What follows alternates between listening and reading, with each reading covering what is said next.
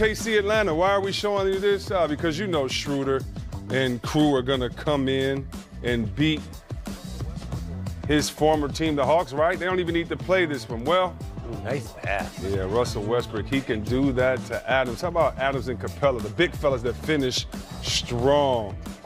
Collins, talking about finishing strong off the alley-oop.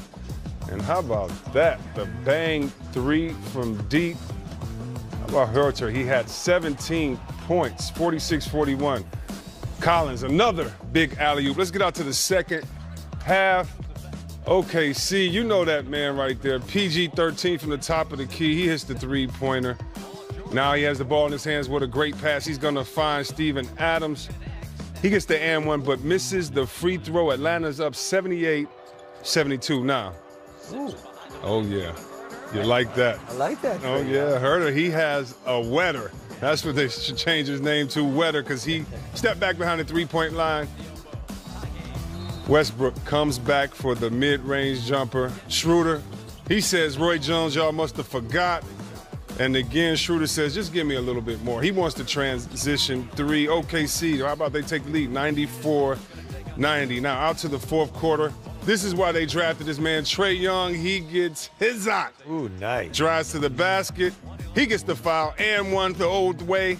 Traditional, how about this? Drives to the rim again, not just the three-point shooter, and then he says, oh, you gave me space?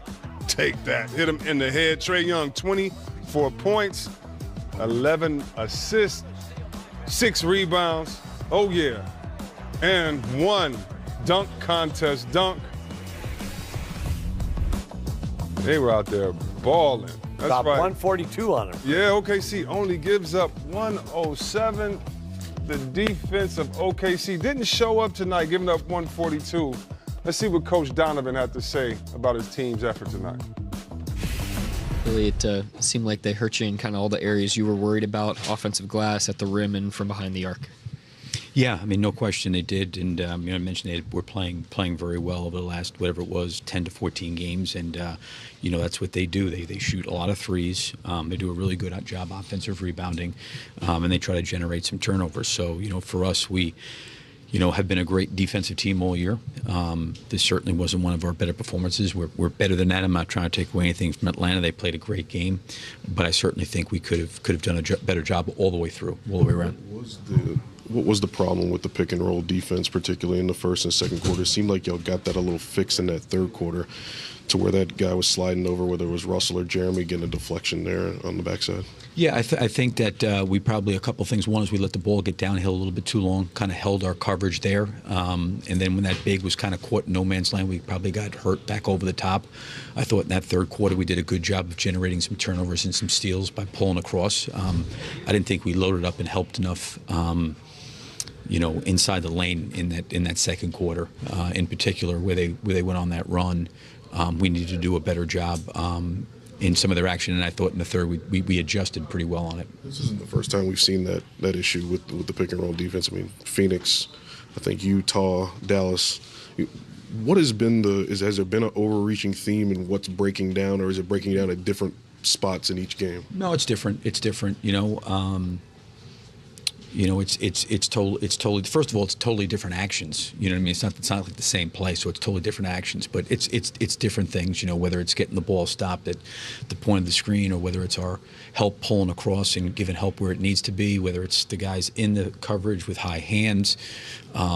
Is the floor overloaded? Is the overload behind the balls, in front of the ball? There's just a lot of variables there. And I thought, like I said, after the halftime when we adjusted, I thought we handled it better. Stick with a pretty standard rotation, starting mostly second unit guys in that fourth quarter. Atlanta's kind of a team that they oscillate between some of those guys that are starting for them tonight or guys that are coming off the bench. But do you give any consideration to putting starters in that's at the start of the fourth quarter? Yeah, I thought about it to be honest. I did. I thought one is I thought Jeremy played the whole first quarter, as did Stephen and Paul. I thought that getting Russell off a little bit earlier in that third quarter could get him back a little bit earlier in the fourth. I just think there's a lot of minutes. I mean, Jeremy played 40 minutes tonight. Stephen was 38, 39. Those guys are playing a lot of minutes. I thought the group was playing well to end up the third quarter, and I didn't really want to break up their total, momentum and flow that they had going. I wanted to kind of, because we're in a good groove on defense and offense. But no question, I thought, the second unit, we could have done a better job there and start that fourth quarter. But at the same point, too, when we started getting everybody back in, it was a 6-point game.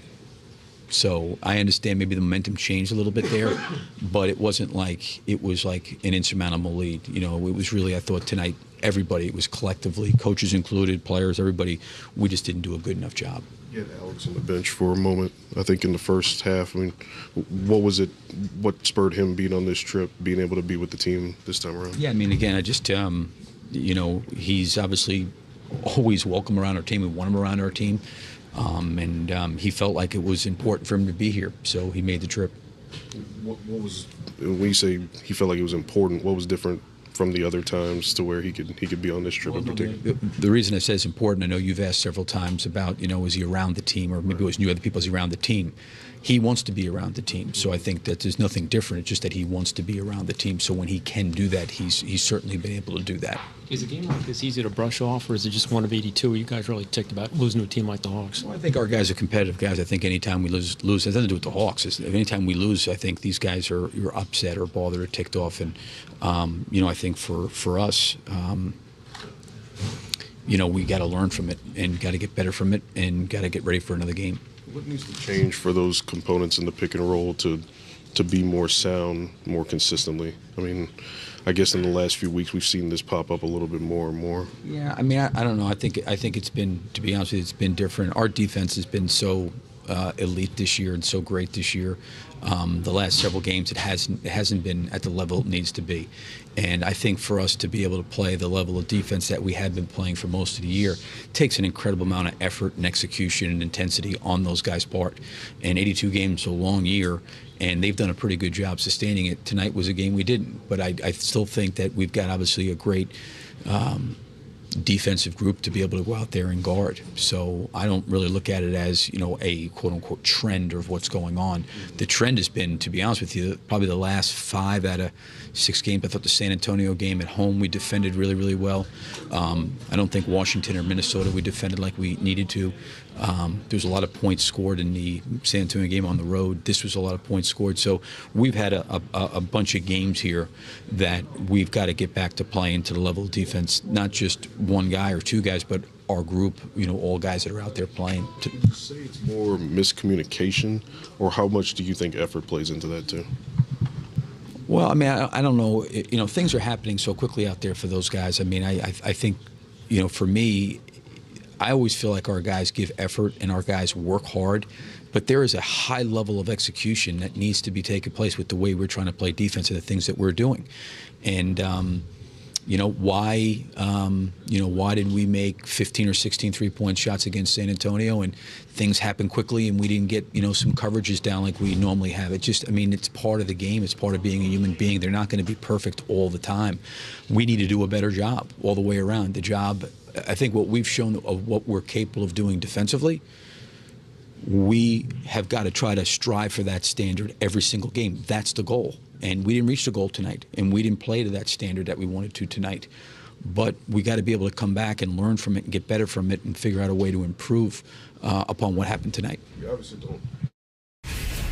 They definitely need to figure a way to get back to that. Gave up 62% of their field goals tonight. You look on the other end, 36 assists on 56 field goal attempts for the Atlanta Hawks. They're definitely moving that ball around. And D. Fish, what are you seeing there looking at tape in your coach's room when we talk about this game between these two teams tonight? Yeah, I mean, the defense is really what let the Thunder down tonight, and it's been an issue, as Coach Billy Donovan just talked about, in some of their recent games against the Spurs, really high-spirited games. So their defense is their anchor, though. They'll have nights like this, but they're still top defensive team in the league. That end of the floor will be fine. Where they've really had some issue is finding ways to create easy opportunities for Russell Westbrook and Paul George. So here, we'll take a look at an easy opportunity offensively that they create for Russell Westbrook. A little bit of a stack pick and roll action. You see Paul George screening for Steven Adams. And a lot of NBA teams now screening the big screen roll defender that takes that rotation away, allows Russell Westbrook to get downhill and get to the front of the rim. And so Russell's been doing a great job of stepping off the gas, allowing other guys to eat like Paul George and Dennis Schroeder, who's now on the Thunder. And so those opportunities to get downhill without much resistance, those are the ones that allow Westbrook to have that energy they're going to need him to have to make a push in the West.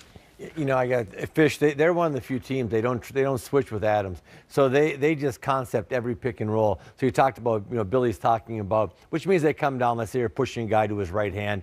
That means that weak side's got to be all the way in. They've got to take that roller immediately. And you're a half a step late. That roller gets the ball inside of the first big, and then that second big, that first weak side defender, that second weak side defender is coming off the corner, and then everything opens up on the weak side. So when he's talking about his defense with concepts, because a lot of people just switch now, they don't have any more concepts, but everybody's got to be in the right place. And he was just talking about guys being a little bit out of position. What a difference it makes when you're out of position, when you're playing concept five-man defensive basketball. Yeah, it's a hard defense to still play. A lot of teams don't do it. They switch a lot to keep bodies in front. The Thunder with Adams in the middle, they try to keep him home, body to body with a big, which puts a lot of pressure, like you said, Kevin, on the weak side defenders to be in first, so they only have one direction to go, and that's back out. Understandable, the Thunder would be a little bit out of gas after a high-spirited double overtime loss to San Antonio in San Antonio, then have to come back, play the Spurs again at home, and then the Wizards in a fast-paced game. So maybe tonight just an aberration with the Thunder not having the gas they normally do. But again, they play some of the best defense in the league. I don't think we have to concern ourselves much going forward with the Thunder on defense. Yeah, thank you, Derek, so much. And I agree with Derek. I mean, this is not who OKC is. Right. You know that they play hard every night. And just so many crazy stats from this game. 31, both teams shot 75% from the line, except OKC got 41 attempts. And how about the Hawks? Only 16 attempts and still dominated. And I think you have to go back to that 62% shooting, 56 for 90, dominating inside of the paint, 68 to 50.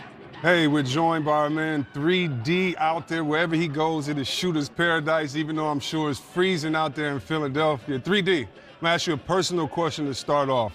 Now, Minnesota has won 4 of their last 5 games, and they've hit 10 or more threes in those wins. Your son, he's a nice shooter. How old is he? 13. What's his name? Call him Trey Scott, a.k.a. Trey D. Okay, so if you had to tell Trey D, my nephew, any kids tonight to watch shooters on either team to emulate them, what 2 shooters would you pull up? Well, first of all, I have to start with the 76ers. We call him JJ, a.k.a. Yay Redick. Make sure your nephews watch him. Elbows always in, follow-throughs always there, and the body is always squared up. And in case your nephew grows to be 6'10 or 6'11, make sure he looks at Dario Saric, because he steps back, stretch 4, and he always leaves it. That's right, he always leaves it. 3D, what is the mood like there in the 76ers locker room? Well, the mood is pretty good, C-Web, believe it or not. I know so much talk about Jimmy playing against Minnesota in the trade, but C-Web and Fish and Mikal, you know this. He was only with Minnesota for maybe barely a year, so not as much turmoil for the game. For the Sixers, they're trying to figure out how can all 3 of those guys play together with Ben Simmons along with Embiid so they can get ready for the playoffs. Yeah, Dennis, you know, the guy I've been impressed with Philly over the last 3-4 weeks has been Embiid. It seems like he's in the paint more. He's just doing some bully ball. That guy's a big, strong young man, and I like him. What's the feeling there in Philly about this team kind of putting him at the top, him being the main horse and playing around Embiid? Well, K-Mac, you hit it right on the head. Joel Embiid wants to be in the post. He wants to post up more. We know he has tremendous ability to shoot the 3, but I think early in the season he was trying to tell us, yes, I can shoot the 3, but I want to go down low and dominate and find the 3 when it finds me. So if he gets a big rebound and he's a trail 5, look for him to look for his 3-point shot then. You know, 3D was sitting there talking to D. Fish, who's been in many locker rooms, won championships, and of course, you know, K-Mac, they won championships, and we were talking just a little bit about the personality of a guy like Joel Embiid. a little bit to Kevin McHale's last question. Do people know that Embiid is the man there, and that is Butler making ripples there? What is the feel from the fans about Butler and kind of what he said lately, and then about him going up against his former team again? Well, Philly fans, believe it or not, guys, they love Jimmy Butler. They love his demeanor. But let's keep it 100. As you said earlier, Derek Fisher, because I was listening to the last segment, this city runs through Embiid. Bottom line, they want Embiid to be happy. They want him playing great basketball. And they want Ben Simmons and Jimmy Butler feeding off of that. But at the end of the day, we all know this is a city of toughness. They love Jimmy's toughness. Thank you so much, 3D. I'll make sure that my nephew, he keeps watching your son on Instagram, leaving it, keeping that elbow in. Appreciate you. That's 3D all the way from Shooter's Paradise, which is just residing in Philly for the next few hours. Appreciate you, 3D. Thank you, guys. Yeah, that's right. This is that man, Jimmy Butler. Check it out. He's the 4-time All-Star, 2015 most improved player, 4-time All-Defensive Second Team. He's averaging 19 points, 38% off threes, 84% from the free throw line. That boy good.